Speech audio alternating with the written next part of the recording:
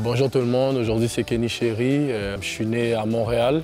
Pendant toute mon enfance, j'ai vécu avec mon frère et ma mère, ainsi que ma grand-mère. C'est ma grand-mère qui a pris soin de nous. J'ai grandi dans un quartier qui s'appelle le quartier de Centre-Sud. C'est là où j'ai fait beaucoup d'amis d'enfance. Jusqu'à aujourd'hui, j'ai beaucoup d'amis d'enfance. Pour moi, c'est chez moi, c'est ma maison et c'est de là que Kenny Chéri a été fait. On avait un centre communautaire qui s'appelait Centre-Sud actuellement. Et c'est de là que j'ai connu le sport, si tu veux. J'ai joué au hockey, j'ai joué au basket, j'ai joué au soccer, qui est le foot pour vous. J'ai football américain, j'ai joué au baseball, j'ai fait plusieurs sports avec mes amis. C'est de là que j'ai appris à avoir du caractère et à me connaître moi-même en tant que personne, à connaître mes talents sportifs et vraiment à être une personne un peu plus sociable parce que c'est un milieu un peu sociable. On avait beaucoup de jeunes de beaucoup de différents quartiers qui venaient dans ce centre-là et compétitionner, jouer. Mon frère, qui s'appelle Edson Réserve, il joue au basket et c'est vraiment de là que moi j'ai vraiment commencé à connaître un peu plus le basket.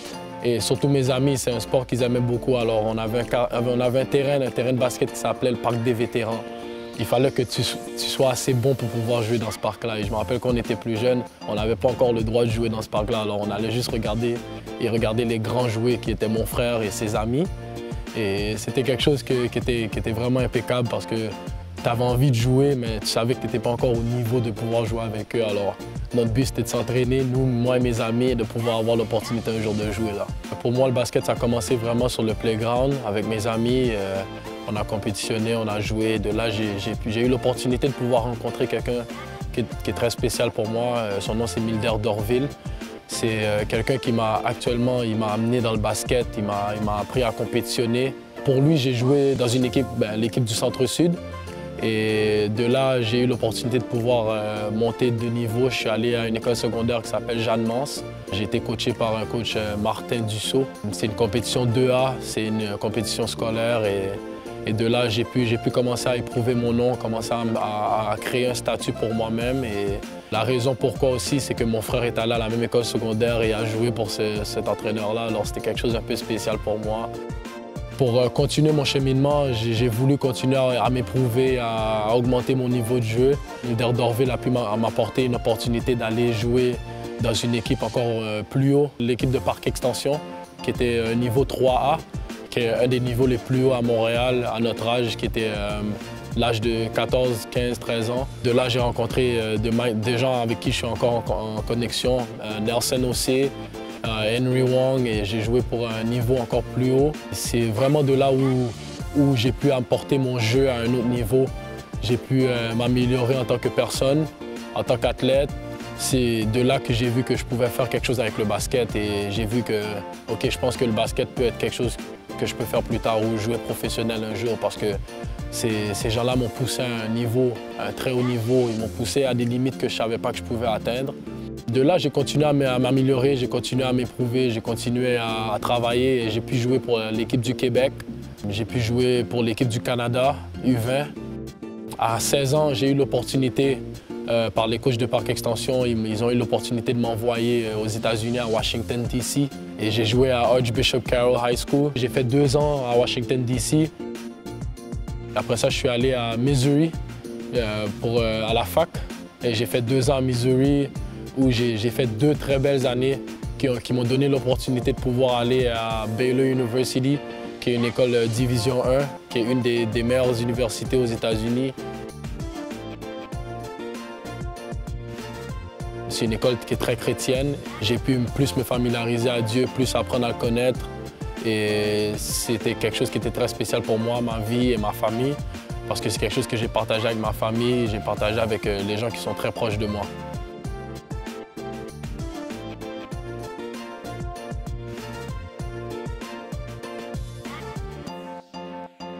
Comme tous les jeunes, leur but, c'est d'être drafté dans la NBA, qui était un de mes buts, quelque chose que je travaillais vraiment fort pour atteindre et c'est pas arrivé. Oui, c'était un peu décevant parce que je pensais que j'avais mis le travail qu'il fallait pour être drafté et non, cela n'est pas arrivé, mais j'ai pas baissé la tête, j'ai continué à travailler et l'Europe a frappé à ma porte et pourquoi pas y continuer, c'est un sport que j'aime vraiment, le basket, alors j'ai continué à travailler.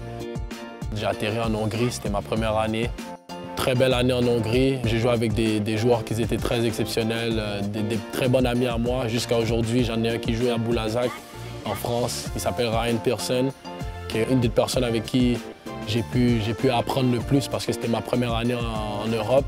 Alors avec lui, j'ai pu comprendre un peu la vie européenne, comprendre comment être un étranger en Europe et comment se maintenir, vous voyez.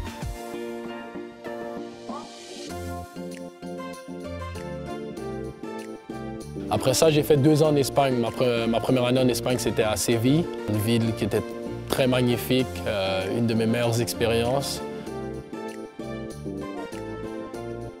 Après ça, je suis allé à San Sebastián, qui est une autre partie en Espagne, très magnifique, fait chaud, 2 plages. Alors, c'était des expériences que j'oublierai jamais.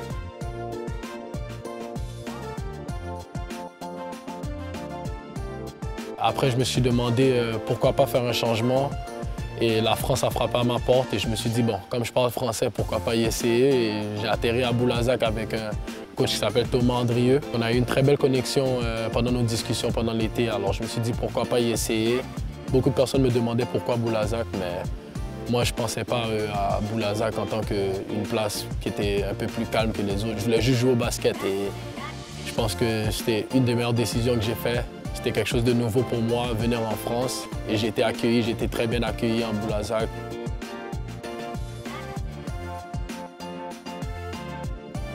Après l'année à Boulazac, j'ai eu l'opportunité de monter de niveau et venir ici à Nanterre, pouvoir compétitionner dans 2 coupes. Ici, tu es à Paris, tu es bien installé, tu es autour de très belles personnes, un très beau coaching staff, de très bons joueurs. Et je ne peux pas demander plus mieux que ça, si vous voulez. Là, je me sens comme si je suis à la maison, alors.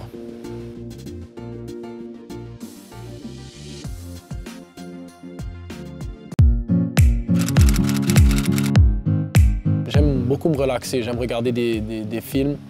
J'aime beaucoup les films d'action, j'aime beaucoup aller au cinéma, je suis un aventurier si vous voulez. J'aime aller sur Paris et voir les musées, j'aime aller sur la Tour Eiffel, j'aime prendre des petites marches, des marches tranquilles. Je suis plutôt quelqu'un qui aime être dans sa bulle si vous voulez. Je ne suis pas trop quelqu'un qui est toujours en groupe. Je fais de la méditation, c'est quelque chose que j'ai commencé il n'y a pas longtemps et je pense que c'est quelque chose qui m'aide vraiment, pas juste pour le basket, mais pour la vie de tous les jours. Ça m'aide vraiment à me calmer quand les situations sont difficiles. Ça m'aide à ne pas être trop haut et à ne pas être trop bas. Alors ça m'aide à être stable dans ma vie. À part ça, je suis quelqu'un qui est très familier. J'aime beaucoup ma famille. Alors dès que j'ai l'opportunité, je parle avec ma mère sur FaceTime, mon frère. Je parle beaucoup, mon frère a 2 enfants, j'aime beaucoup parler avec mes nièces, mes amis. Chaque fois que j'ai l'opportunité de les parler, c'est une relation qu'on a qui est très grande. J'aime beaucoup rester en contact avec mes amis parce que pendant l'année, je ne les vois pas trop. Comme je suis au travail ici en Europe, eux autres sont à Montréal, je n'ai pas trop l'opportunité de les voir. Alors, chaque fois que j'ai l'opportunité de les FaceTime, je les parle. Parce que c'est quelque chose qui compte beaucoup pour moi. J'ai beaucoup d'amis à Montréal, j'ai beaucoup d'amis qui jouent au basket, j'ai des amis qui jouent aux États-Unis, dans la fac, j'ai des amis qui sont pros. Alors j'essaie de rester en contact avec chacun le plus que je peux. Et puis c'est la personne que je suis aussi. Moi, je suis plutôt quelqu'un, j'aime beaucoup prendre soin des autres. Je pense pas qu'à moi. Je suis plutôt quelqu'un qui est ouvert aux gens et ça c'est moi. Ça c'est Kenny Chéri si vous voulez.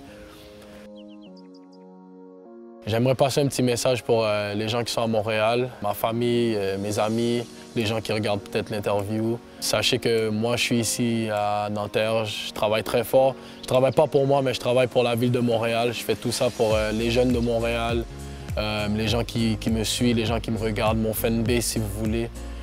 Je fais ça pour passer un message que tout est possible dans la vie. Si vous y croyez, tout est possible. Moi, je suis un jeune qui vient du même milieu que vous à Montréal. Je l'ai vu, je l'ai vécu, alors je sais que pour les jeunes, ça c'est un message peut-être qui vous tiendra beaucoup, c'est que l'opportunité est là, c'est juste continuer à travailler et vous allez voir votre rêve se réaliser.